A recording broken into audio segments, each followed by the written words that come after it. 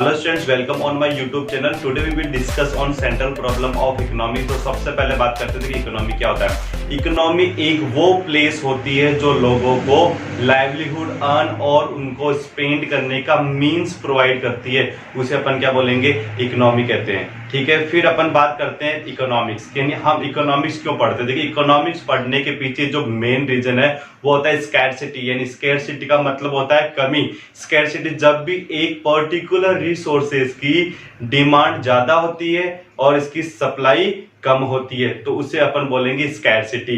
यानी for example, अगर एक इकोनॉमी में पानी की डिमांड तो ज्यादा है और इसकी सप्लाई कम है तो हम ये कह सकते हैं कि इस इकोनॉमी में वाटर की स्कैरसिटी है। फिर बात करते हैं इकोनॉमिक प्रॉब्लम। यानी इकोनॉमिक प्रॉब्लम क्या होती है। Economic problem is a problem of choice involving satisfaction of unlimited human wants out of limited resources which have alternative uses। उसे क्या बोलेंगे, इकोनॉमिक प्रॉब्लम बोला जाएगा। तो आइए अब हम पढ़ते हैं इकोनॉमिक प्रॉब्लम के इमर्ज होने के रीजंस। बेसिकली 3 रीजन होते हैं। सबसे पहले बात करते हैं, देखिए, स्कार्सिटी, सेकंड है अनलिमिटेड ह्यूमन वांट्स और थर्ड है ऑल्टरनेटिव यूज। देखिए, scarcity means limitation of supply in relation to demand. यानी जब भी किसी भी गुड्स की डिमांड तो ज्यादा है और सप्लाई कम है तो उसे अपन बोलेंगे स्कार्सिटी।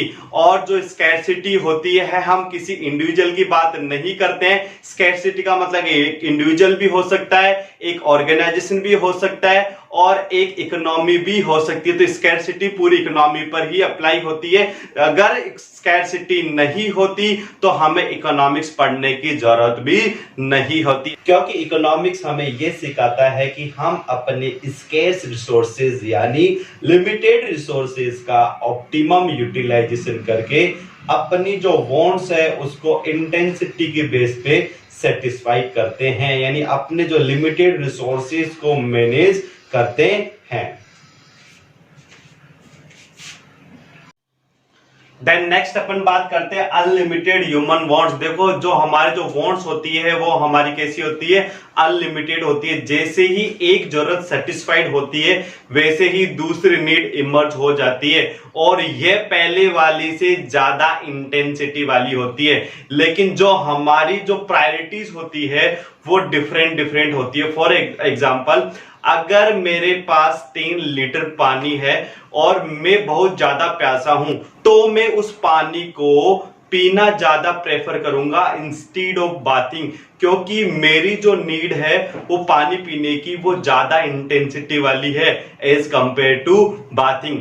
अगर हमारी नीड्स इक्वल इंटेंसिटी की होती तो हम ये सेलेक्ट नहीं कर पाते कि मुझे पहले कौन सी नीड्स को सेटिस्फाई करना चाहिए। तो इसीलिए हम ये बोल सकते हैं जो ह्यूमन नीड्स होती है वो अलग अलग इंटेंसिटी की होती है और जिस भी नीड की ज्यादा इंटेंसिटी होती है उसे पहले पूरा किया जाता है।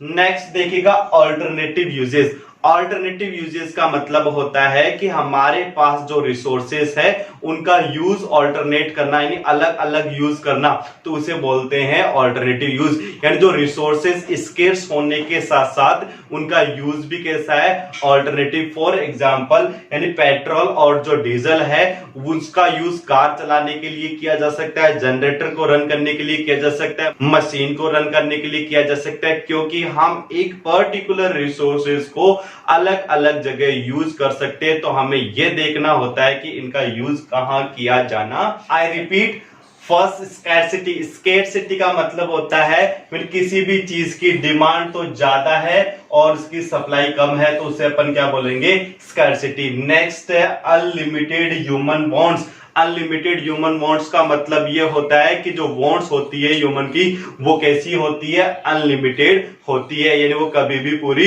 नहीं होती है। तो उसी वांट्स को इंटेंसिटी को ध्यान में रखते हुए हमें पूरा करना होता है। नेक्स्ट देखिएगा अल्टरनेटिव यूजेस। अल्टरनेटिव यूजेस का मतलब जो रिसोर्सेस होते हैं उनका यूज कैसा होता है, अल्टरनेट होता है, यानी अलग अलग जगह उनको यूज किया जा सकता है। तो आई होप कि आपको इकोनॉमिक प्रॉब्लम समझ में आई होगी। अब अपन बात करते हैं सेंट्रल प्रॉब्लम ऑफ इकोनॉमी। एक इकोनॉमी की जो सेंट्रल प्रॉब्लम है, यानी इस टाइप की जो प्रॉब्लम है हर इकोनॉमी में देखने को मिलती है, चाहे वह इंडियन इकोनॉमी हो चाहे वो यूएसए की इकोनॉमी हो। तो अब अपन बात करते हैं कि वो कौन कौन से क्वेश्चंस है जो हर इकोनॉमी में प्रोडक्शन करने से पहले आंसर करने होते हैं। तो देखो, हर एक इकोनॉमी के पास में जो रिसोर्सेज होते हैं वो लिमिटेड होते हैं और उन्हीं रिसोर्सेज को यूज करके बेस्ट पॉसिबल चीजों को प्रोड्यूस करना होता है।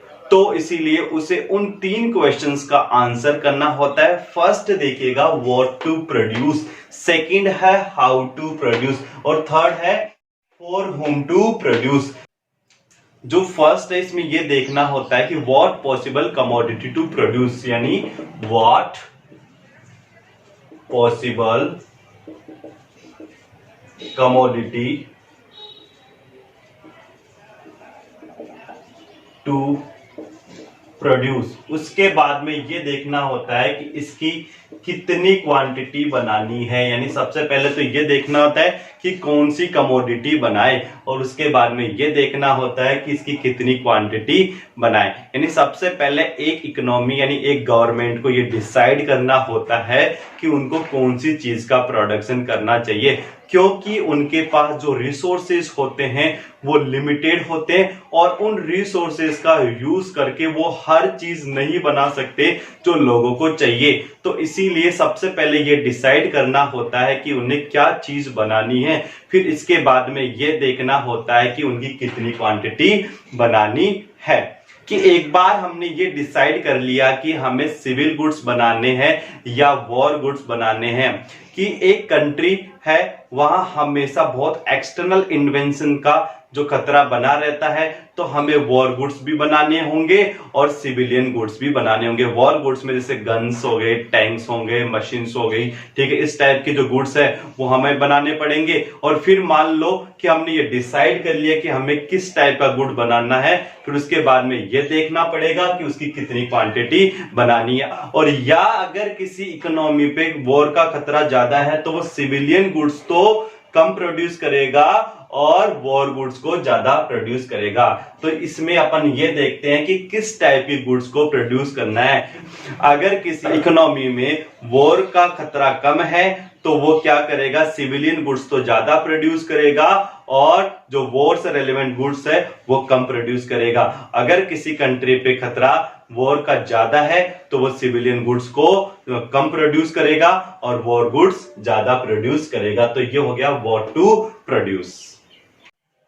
तो नेक्स्ट है हाउ टू प्रोड्यूस, यानी हाउ टू प्रोड्यूस में यहां पर हमारे पास 2 टेक्निक होती है, एक तो होता है LIT और एक होता है CIT। LIT का मतलब होता है लेबर इंटेंसिव टेक्निक, देखिएगा लेबर इंटेंसिव टेक्निक, और जो CIT का मतलब होता है capital intensive technique. Labour intensive technique में ज्यादा से ज्यादा यूज लेबर का किया जाता है, यानी मशीनों का कम यूज होता है, ठीक है, वो टेक्निक होती है लेबर इंटेंसिव टेक्निक। तो इस टाइप की जो टेक्निक है उन कंट्रीज के लिए ज्यादा सुटेबल होती है जहां पर लेबर अबंडेंस में है, यानी लेबर बहुत ज्यादा, लाइक इंडिया। तो इंडिया में लेबर बहुत सारे हैं, तो हमारे पास टेक्नोलॉजी नहीं है लेकिन लेबर ज्यादा है, तो हम क्या करेंगे, लेबर इंटेंसिव टेक्निक का ज्यादा यूज करेंगे, जिसमें क्या है लोगों को एम्प्लॉयमेंट भी मिल जाएगा और प्रोडक्शन भी हो जाएगा। नेक्स्ट क्या है, capital intensive technique. Capital intensive technique वो टेक्निक होती है जिसमें मशीनरी का ज्यादा यूज होता है और लेबर का बहुत कम यूज होता है। ये उन कंट्रीज के लिए सुटेबल होती है जहां टेक्नोलॉजी तो होती है लेकिन लेबर कम होती है, यानी जो ह्यूमन रिसोर्सेज होते हैं वो बहुत कम होते हैं, लाइक यूएसए। यानी यहां टेक्नोलॉजी तो है लेकिन ह्यूमन रिसोर्सेज बहुत ही कम होते हैं। तो नेक्स्ट देखिएगा for whom to produce. For whom to produce में ये देखा जाता है कि किसके लिए प्रोडक्शन करें। मान लीजिए कि एक इकोनॉमी में 4 लोग हैं A B C D, यानी एक की इनकम है 50,000, बी की इनकम है 48,000, सी की इनकम है 47,000 और डी की इनकम है 51,000। यानी इस टाइप की इकोनॉमी में यह देखा जाता है कि इकोनॉमी जो इनकम का जो डिस्ट्रीब्यूशन है वो काफी हद तक इक्वल है। तो यहाँ पर गवर्नमेंट को ज्यादा सोचना नहीं होगा, वो किसी एक के बारे में सोचकर प्रोडक्शन कर सकती है। लेकिन अगर इनकम का डिस्ट्रीब्यूशन इस प्रकार हो, एक का तो ये मान लो कि 1 लाख हो गया, इसका हो गया 4,000, इसका हो गया 8,000 और इसका हो गया 10,000। तो इस टाइप की इकोनॉमी में गवर्नमेंट को पुअर के लिए प्रोडक्शन ज्यादा करना होगा, क्योंकि जो रिच पीपल है वो इकोनॉमी में कम है तो उनके लिए कम गुड्स बनाने होंगे, और जो पुअर लोग ज्यादा है तो उनके लिए ज्यादा प्रोडक्शन करना होगा। तो इस तरीके से जो थर्ड प्रॉब्लम है उसका भी सॉल्यूशन हो गया। तो हर एक इकोनॉमी को ये देखना होता है कि उस इकोनॉमी में किस टाइप के लोग रहते हैं, उन्हीं के लिए प्रोडक्शन करना होता है। अगर अमीर लोग ज्यादा रहेंगे तो अमीरों के लिए प्रोडक्शन होगा, अगर गरीब लोग ज्यादा तो गरीबों के लिए ज्यादा, अमीरों के लिए कम। यानी जो लग्जरी गुड्स होते हैं वो ज्यादा प्रोड्यूस हो जाएंगे इनके लिए, और इनके लिए नॉर्मल गुड्स प्रोड्यूस हो जाएंगे। Thank you.